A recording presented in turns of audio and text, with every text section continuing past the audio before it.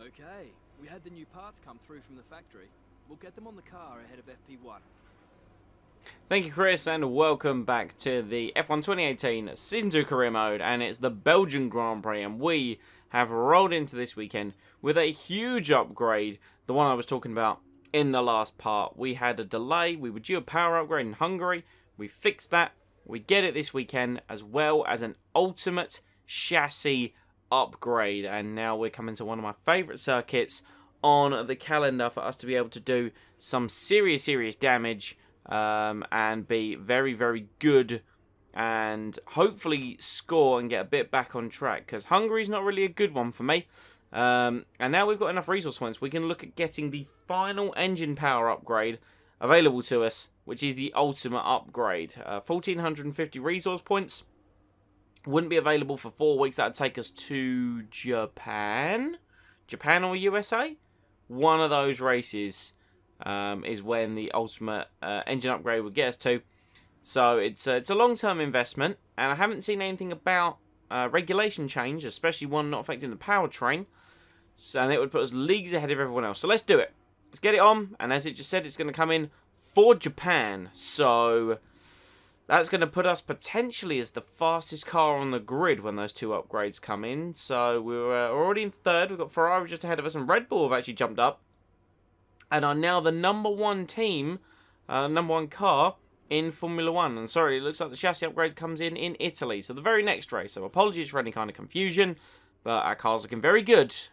Let's step into qualifying and see how that car gets along. It's qualifying time at Spa, one of the mightiest tracks on the Formula 1 calendar. Long straights, up and downhill, Eau Rouge as well. This track isn't for the faint-hearted. It's very true, David Croft. This car is not for the faint-hearted. So, we did one lap. We got 5th. We're now coming out for lap number 2. In the about in the middle of the session. Track's very quiet right now. I know I could leave it to later in the session to perhaps get a better lap time, but I figured this was my personal favourite time to go. We've made a bit of time up in turn 1, however our exit appears to have been compromised. That means we're going to be losing time all the way down the hill, through Eau Rouge and up the Camel Straight. So I've already chosen to save a little bit of ERS. We crossed the first split and it's a little bit up on our delta, but it looks like we've taken Lake on better than we did before, and we now head down towards Ravage, the never-ending right-hander where you want to just stamp on the power and you just have to wait. As you saw, I had to do a lift mid-corner, then the no-name left-hander card sliding a little bit, using all the curve available to me as we now head down towards Pau. You just got to drop it down 1 gear, or you can keep it in 8th, entirely up to you, but the car planted at 180 miles an hour, 3/10 up on our best, so we head towards the Fagnes chicane. You sort of have to sacrifice the first one in a way to give you more turning room for the second. Use all the curb on the exit, and that brings us to the first part of Stavolo, getting the front end in nicely, getting a much better exit than we got last time around. It's actually the fastest middle sector anyone has set so far, and it's 2/10 up on my personal best, and we've just got to try and use high on ERS, keep as much as we can, because we still have the bus stop still to come. We want to get the best punch out of that corner as possible, braking just before the 100-meter board, getting it nicely turned in, not using too much curb, not hampering our exit in any way, shape or form. Up to hot lap, DRS open, it's 4.5 improvements, and it puts us P2 on the grid, 400ths behind poleman Sergio Perez. I gave it everything, and everything wasn't quite enough. It was the final sector that cost me in the end. My middle sector was mighty, but Perez just had that little bit more on me. Nonetheless, it looks like a 4C1-2 at the Belgian Grand Prix. In the 48 races held at Spa between 1950 and 2015, the race winner has only started from pole position on 16 occasions. Qualifying yesterday may have set the order for today, but expect the unexpected here at the Belgian Grand Prix. As the saying goes, of course, anything can happen. And you know what? It usually does. Spa-Francorchamps then, a 4.35-mile tour of the Ardennes countryside, with 9 right corners and 10 left corners, giving us a grand total of 19. Average lap speeds in the dry can reach about 145 miles per hour, but without a significant improvement in these conditions, we won't be seeing anything like that today. With me today, of course, is Anthony Davidson. Now, I want to ask you about Romain Grosjean. There's a new gearbox in the back of that car, which means a grid penalty, and hopefully some excitement as they make their way through the field. Fingers crossed that's one failure they won't have to worry about today, at least. There's not much of a silver lining to starting down the field with a penalty, but I think they'll be able to make some of that back up over the course of the race. Well then, after an exciting qualifying session yesterday, let's take a look at how the cars line up. It's Sergio Perez on pole position today, and the captain completes the front row. Looking down the rest of the grid, we have Vettel, Raikkonen, Lewis Hamilton and Ricciardo, Verstappen, Bottas, Sainz and Pierre Gasly, Alonso, Hartley, Sergei Sirotkin and Grosjean, Leclerc, Stroll, Nico Hülkenberg and Kevin Magnussen. Van Dorn and Marcus Ericsson rounds off the grid. Now it's almost time to lights out, so let's go down to the track. Okay, La Source is always pretty tight, but we've got a clear run. Remember the runoff if you need it. So looking at everything here, then it is wet to dry, but it's only 2 blips of wet and 5 blips of dry on the weather indicator. So we're not going to be on these intermediate tyres for very long. So it's going to be about maximising our opening stint, probably keeping cars behind us, because in the wet we don't tend to perform as well as the AI. So Perez will probably shoot us to a bit of a lead to begin with. Here's my setup. Nothing too fancy for Belgium. It just is one of those circuits where I think I work better and my driving style suits the other circuit better. Just having that belief and that commitment, especially like I think Pouhon is where I made up a lot of time in quali yesterday. So now let's hope to go into the race and just a podium finish. Podium finish would be nice. Obviously we're ahead of both the Ferraris, who are a faster car than us, so we will see what we can do in the race, especially as it goes wet to dry. 5 lights at the Belgian Grand Prix. Lights are out and away we go. Initially a lot of wheel spin. Perez moves across. We're going to go across to the right. Vettel charges down my inside towards La Source, and he only just gets the car rotated, or he could have made contact with Perez. We lost the back end horribly coming out of La Source, and that's allowed Vettel to get through on me. Perez retains the lead of the Grand Prix. We are down to 3rd, so it now goes Force India Ferrari, Force India Ferrari, as the car went very light going through Eau Rouge. Hamilton up to 4th. The car floated, but we've got a bit of space, a bit of separation between myself and the cars behind. So Vettel now going to be trying to close in on Sergio Perez. I'm just trying to get my car to work through some of these corners. It felt very odd, very light and floaty in these conditions, considering how planted it felt in qualifying. At the end of the first lap, we are extending the track as the car just did not want to press into the road, but Perez still leads. Vettel is harassing though. The Ferrari looks to be the more confident and comfortable car in the wet conditions. We come to the end of the first lap. Like I said, Perez leads the way with Vettel in 2nd. We are just about a second behind in 3rd position. Raikkonen has recovered 4th place, then from Lewis Hamilton. Then it's the Red Bulls, and then Valtteri Bottas and the leading Renault pretty much rounding out the rest of the top 10. End of lap 2, and we've outbraked ourselves into the bus stop. The car wasn't great, did not want to respond. This is a dry setup. There were 57s from the front runners. We do a 59 flat, and Raikkonen does the fastest lap of a 57.8. So I was very much out of place at the moment in P3. So I was just praying for the track to dry up as soon as possible and me to be able to switch to some drier tyres. And thankfully, by the looks of things, that's exactly what we got at the end of lap 3. The option was super soft to soft strategy, but Perez coming in, Vettel carries on. I've sort of committed at this point because I'm not going to do anyone any favours staying on these tyres. So I'm going to cost myself a few seconds by sitting behind Perez here, and we're going to change our tyres, and then we're going to crack on with the remainder of the Grand Prix. So there goes Perez out the box. He's also on super softs, but it's going to take the team a little while to get me ready. I've lost more than a few seconds. The super softs are on, but unfortunately, with the extra time I've lost, here comes everyone else, and I'm revving, I'm ready to go. Cars are coming in, stopping behind me, cars going out. There goes Ricciardo, who was a long way behind me on the road. He's been serviced and out before me. There's the McLaren of Alonso, who you saw go past me. He's out before me. So me coming in, thinking it was going to be beneficial, I've lost 34 seconds in the pit lane, and I'm coming out in 12th place instead of a potential P3. So we've lost about 10 seconds, and that's going to be a boatload of cars ahead of us. We've already obviously lost out to one of the Red Bulls with Daniel Ricciardo. We're going to have lost out to potentially a Mercedes or two. Now the cars are going to be coming out of the pits. There goes Perez in the lead. There's Vettel still behind him. It looks as if Hamilton is going to retain the position. We're going to lose out to the Red Bull, the Ferrari. Who are we actually going to lose out to here as we come out of La Source? It's everyone who just pit. Everyone I was ahead of. Instead of being P3 after the pit stops, we're actually P11. So unfortunately, we're going to have to make up the positions the old-fashioned way as we lose the car, slid through Eau Rouge. Definitely a butt-clenching experience.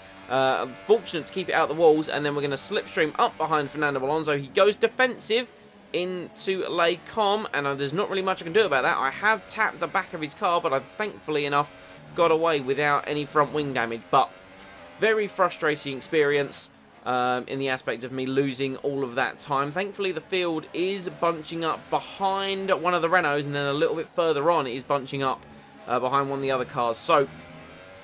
And some of the cars ahead of us are on the soft compound tyre as well, so I need to utilise these super softs while they are fresh, while I have the speed advantage. Speaking of the speed advantage, we are slingshotting out of Pouan, and we are going to romp up to the back of Alonso into the Fagnes chicane. He left the door open. We're going to go straight down the inside of that. Thank you very much. And that is us up into P10, back into the points. A long way to go, a long list of cars to get past to get back to where we were, which was P3. That was my target for this race, and I still want to finish there. We've got a bit of fuel to burn off because I started the car heavy, and we're definitely going to be using that now as we try to catch up to Gasly. So Perez sets the fastest lap of the race on a 41.9. He's the one currently setting the pace at the moment.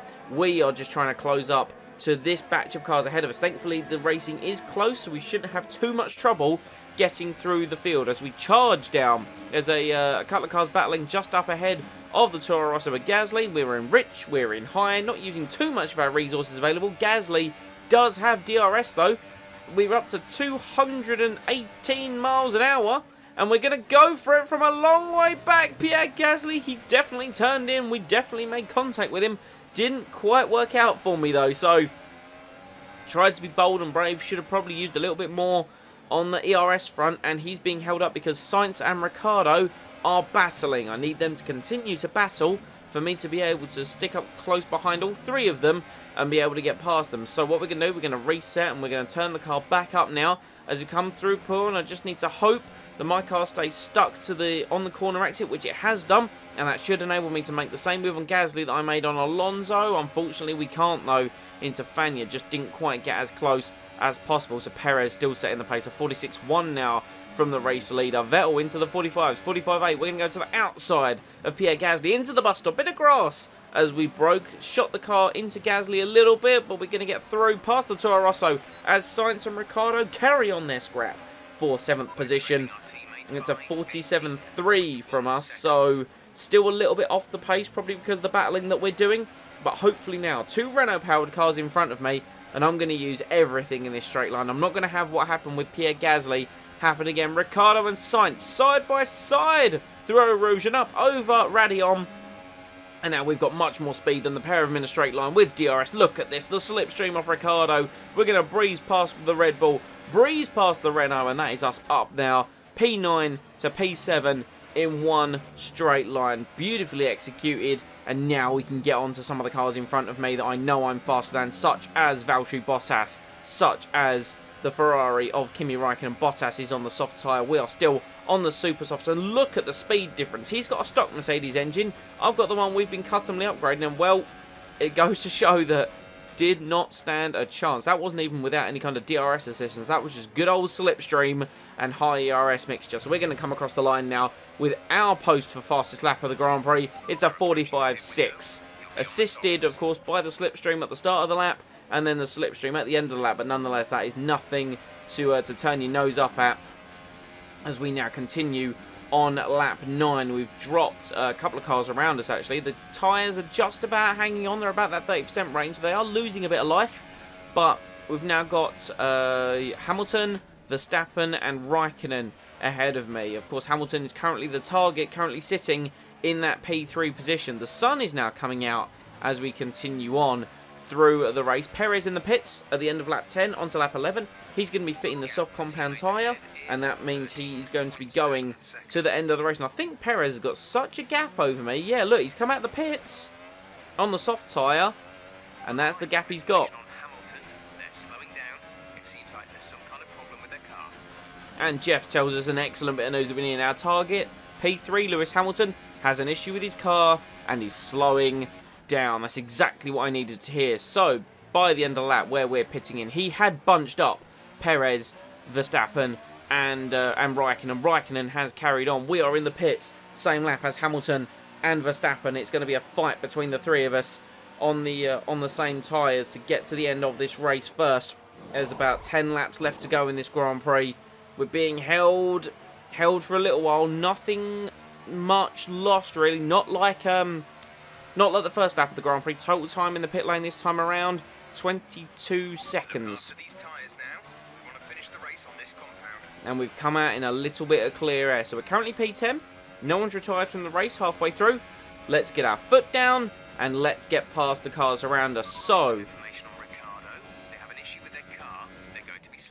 and it's like all my Christmases have come at once. Verstappen has got past Hamilton because of his car issue. Hamilton is ahead of me now. And Ricciardo, who was homing down on me, has a car issue. And he's no longer going to be a threat. And you just see, look how slow Hamilton is mid-corner. I don't know if the issue is mechanical or if it's potentially a front wing, because his corner speed was just ridiculously slow. And we're going to have to pass him, slipstream. We're going to have to pass him in Puon, which definitely isn't an overtaking opportunity. I just can't afford, really, to lose that much more time. I'm surprised the stewards let me get away with that one there, but I was clearly past his car and I didn't retain the position by going off circuit. So now, end of lap 13, beginning of lap 14. We get past all the guys in the pit stops. Just up the road from me is Kimi Raikkonen. The car just ahead of him, Max Verstappen. Those are the two cars between myself and third place that I had mentioned. You see later on now, lap 15, Raikkonen's got ahead of Verstappen. Those two were battling, and I needed to hope and pray they continued to battle for me to be able to keep catching them. I'm 1.4 seconds behind them now, and I desperately need to get in DRS because we're going to run out of laps, and I'm going to run out of tyres. Raikkonen has the freshest tyres of the three of us, and unfortunately at the moment, he's the head of this train. So we need to find a way past the Dutchman and then the Finishman, if that's even how you say that. Going off script completely there, like I script these. So we head on now. Personal best, nearly personal best lap of the race there. Only 16 thousandths of a second off. But unfortunately we've run out of rich mix. Look at it, we're only 0.12 laps. And it continues to decrease. Even in standard, we're going to have to mainly use that ERS to try and close up on these guys. And of course, with Raikkonen being ahead, Verstappen is in a deficit with the straight line speed. So he's going to need to catch him with DRS down the Camel Straight. We're going to come up to a timing beam soon, and it's going to tell us how closely we are to Verstappen. Because if it's going to happen into this chicane. The gap is 1.5 seconds. They continue to pull away, although by the end of laps, or by midway through lap 17, the gap is noticeably closer. I've said sod it, I've turned it up to rich, and I'll go into the negative. I'll get past the three of them and hold them up. We've set the fastest middle sector of the race so far, and we moved to within 0.8 of a second of Max Verstappen. We just need to stay there in a sector that is really strong for us, the final sector, using all of our engine power, and we should be able to tuck into the slipstream of Verstappen out of La Source, through Eau Rouge Radion, and down the Camel Straight. But first, we just need to keep it nice and neat and tidy through the bus stop, catching the car as it wants to rotate. And Verstappen's actually got quite close to Raikkonen. Personal best lap of the race on a 45.2. Perez and Vettel have completely disappeared into the distance, but it's going to be in the final 5 laps of this race and titanic battle for third place. Here we go. We're 0.2 down in the negative on our fuel, but we're not past them yet, so I'm not turning the engine down. Here we go. Down the Camel Straight. First time we're going to have DRS. You got to remember Max has got DRS, but he's going to be homing in on Kimi Raikkonen. Raikkonen goes defensive. Verstappen goes to the outside. Can he look to make a move? Fastest first sector of the Grand Prix. They go side by side through Les Combes and through Malmedy. Raikkonen holds up Verstappen, and we are now right behind them. So we're going to take a moment to reset. Potentially look down the inside of Verstappen. He's made a mistake. Open the door, and we have got through on Verstappen. He was all out of sorts versus Raikkonen. So we took the opportunity. I had turned the engine down through the middle sector. It's where we are the fastest car due to the setup I'm running and the commitment that I can carry through the corners. So saved a little bit of fuel early on. I've now turned it back up though for near the end of the lap, because we are going to get ourselves past one Kimi Räikkönen on the very next lap. That is that's the motive. I can't run this car in rich for too long, because it will get to a point where I can't save up enough fuel. I won't have enough time left in the race to save enough fuel. Meanwhile, Perez bangs in a 45.1 to stay ahead of Sebastian Vettel. I don't know what the gap is, and I don't know if they're scrapping up there, but you just see, look at the tow that I'm getting off of Räikkönen up towards the bus stop chicane. No, Perez very much on his own as he goes through Eau Rouge on the minimap. Perez chases after him down the hill, and then you've got Räikkönen going into lap 19, myself going into lap 19.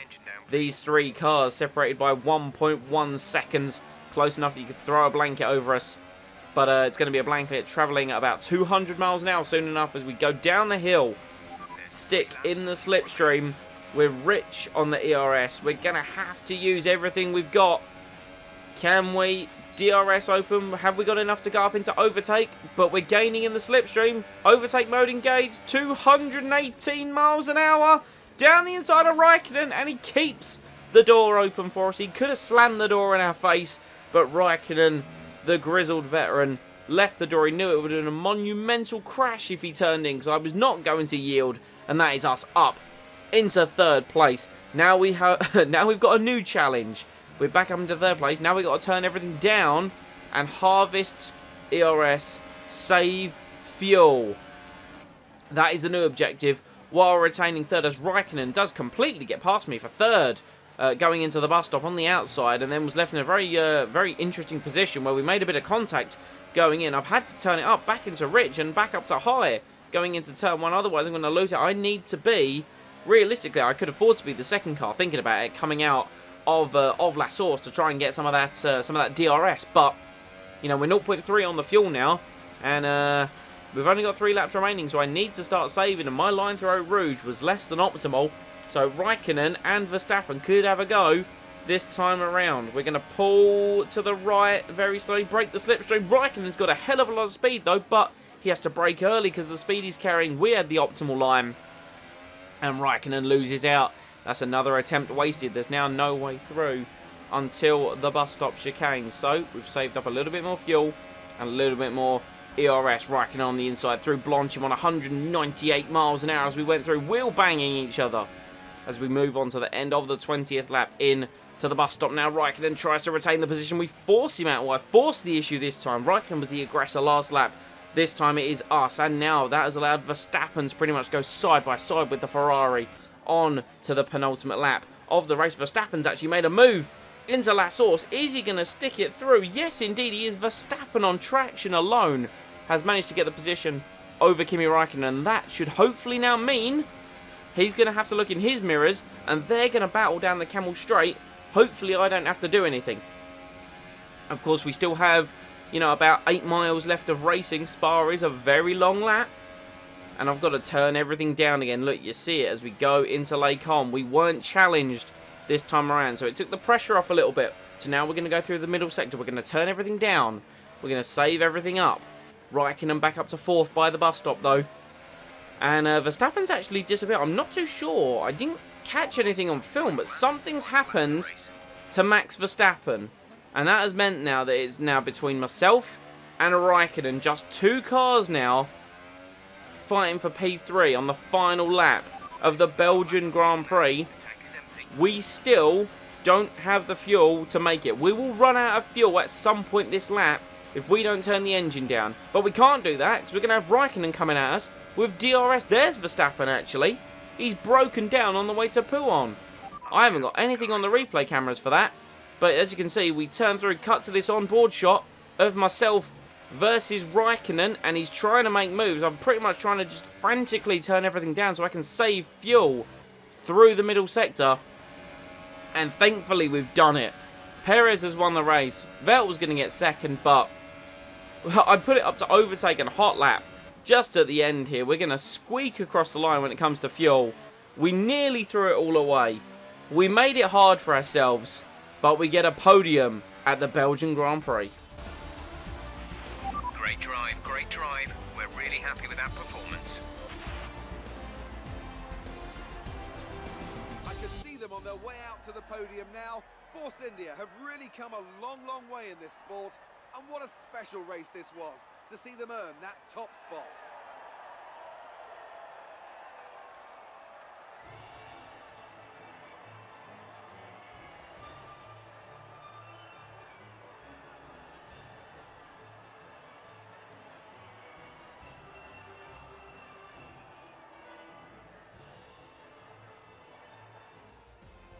So there you have it. Sergio Perez wins the Belgian Grand Prix by 7 seconds to Sebastian Vettel. Those guys were in the 42s by the end of it. And we just about got home third place, 30 seconds back.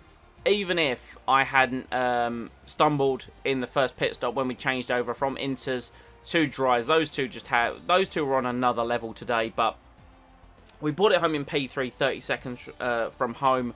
Raikkonen just behind me. P4. Lewis Hamilton eventually gets through to P5 even with his car troubles. Carlos Sainz moving up to 6th place. Then Bottas 7th. Gasly 8th. Alonso 9th in the McLaren. And Grosjean bringing it up to 10th. Daniel Ricciardo, a poor weekend for the Red Bull team. Ricciardo drops to 11th. And I believe Verstappen ended up retiring from the race on the penultimate lap of the Grand Prix. I missed it in all of my sort of onboard footage and replay cameras as to what actually happened. But poor weekend for Red Bull, good weekend for Force India, and good weekend for Ferrari. You see there, Max Verstappen DNF'd out of the Grand Prix during that titanic fight between myself and Kimi Raikkonen. What does that mean for the championships? Well, it means Perez moves 3 more points ahead of me. He extends his lead to 43 points. Perez closes the gap between myself and himself to 16 points with his win. Of course, my 15 points. Of course, anything else moving around on the drivers, nothing too peculiar. But for a weekend, Force India did very well, and we now move to within 26 points of Ferrari's lead. And with myself and Perez, we're more consistent than Vettel and Raikkonen. Who knows what way it's going to go with a long time left in the season. Good day today. Tell us about it from your perspective. Did you feel comfortable in the wet weather today? Honestly, no, but that's not a positive answer, so that's not the one I'm going to give. The car was a handful, but yeah, the team did a good job. Do you think you were lucky not to end your race with that crash? Which one? There were a few little scrapes, especially on the back of Verstappen when he let me through, but yeah, nothing more I'm going to say about that one. Well, thanks anyway. Right, upgrade screen. We have 1,500 resource points, and we need to get this car a little bit more downforce. That's been very apparent in this race, and it's been very apparent in previous races. I've been working on the power. So now that obviously engine power is going to be the complete maximum that I can get it to, downforce is where I'm going to work. We will have 4 upgrades in effect. 3 come through next week. That ultimate chassis upgrade that I thought came here, but it will come for Italy. Then it comes in. We get 2 downforce upgrades, 1 front, 1 rear. Only 2 minor upgrades, but still upgrades nonetheless. And of course, we're getting the ultimate engine upgrade come through for the Japanese Grand Prix. So we're still surging ahead with the development. I think it's become apparent that, you know, can we?